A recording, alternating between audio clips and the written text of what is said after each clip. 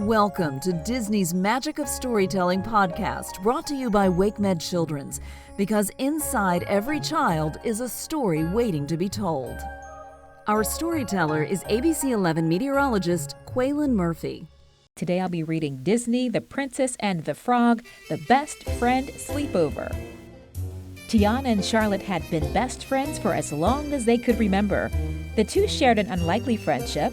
While Charlotte was a big dreamer, Tiana knew the importance of hard work. But the two loved spending as much time together as they could. "Come on, Tia, it's one day," Charlotte said. "Surely you can be away from the restaurant for one day." Tiana sighed. For days, Charlotte had been trying to talk her into going on a shopping trip.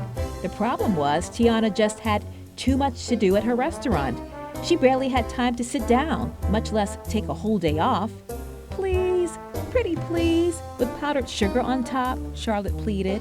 Tiana looked around the kitchen. She still had to finish the gumbo, make the cornbread, and prepare that night's special dish. "I'm sorry, Lottie," she said, shaking her head. "Tiana's palace needs me.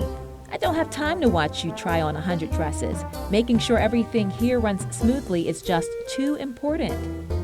Tiana turned and went back to chopping carrots. "Maybe next week," she said, or the week after that. Charlotte crossed her arms and pouted. "All you think about is your restaurant," she said. "What about your friends? This is important. I need a new dress for Big Daddy's gala." "Lottie," Tiana began, "I told you."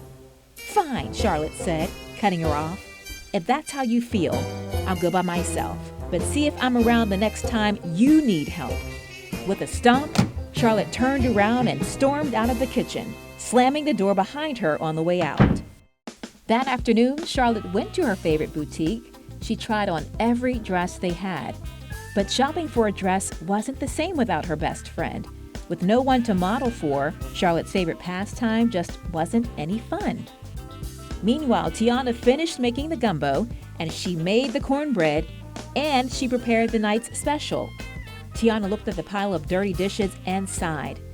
Dishes were her least favorite part of working in the kitchen, but most nights she had Lottie to talk to while she worked.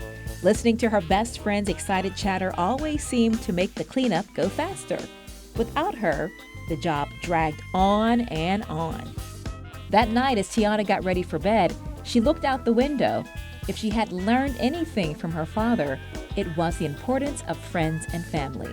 Tiana sighed. The restaurant was important, but not as important as Lottie.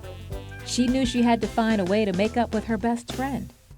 Over at the LaBeouf estate, Charlotte grumbled, and she complained. But most of all, she missed Tiana.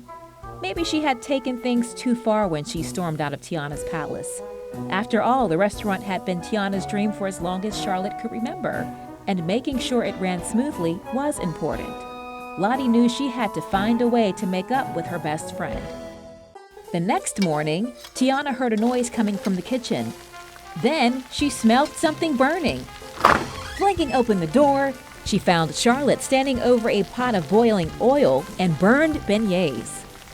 "Lottie," Tiana said, "what are you doing?" Just then, Tiana noticed a tear sliding down Charlotte's cheek. "I just wanted to help," Charlotte explained. "I felt bad about yesterday, and I thought maybe I could make it up to you. But now I've ruined everything." Tiana sighed and hugged Charlotte. "I'm sorry too.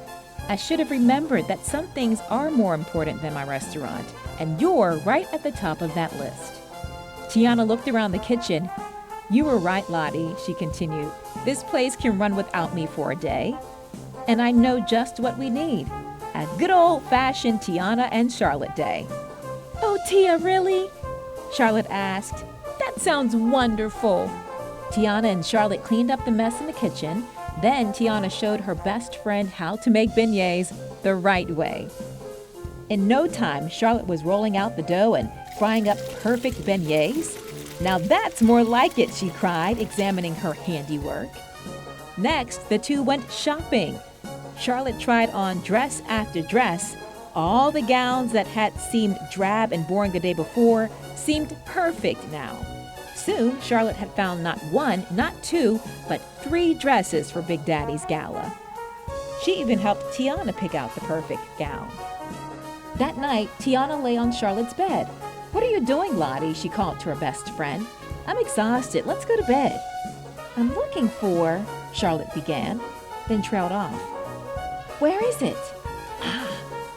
Charlotte poked her head out of the closet. "This," she said, holding up a book. Tiana smiled. It was the book her mother had read to them as children. "What a perfect way to end our day," she said. Charlotte nodded and scrambled onto the bed next to Tiana. Tiana opened the book, and the two snuggled up to read the bedtime story together. WakeMed Children's is proud to support the ongoing enrichment of children in our community and beyond through our sponsorship of the Disney Magic of Storytelling podcast. To learn more about WakeMed Children's, please visit kids.wakemed.org.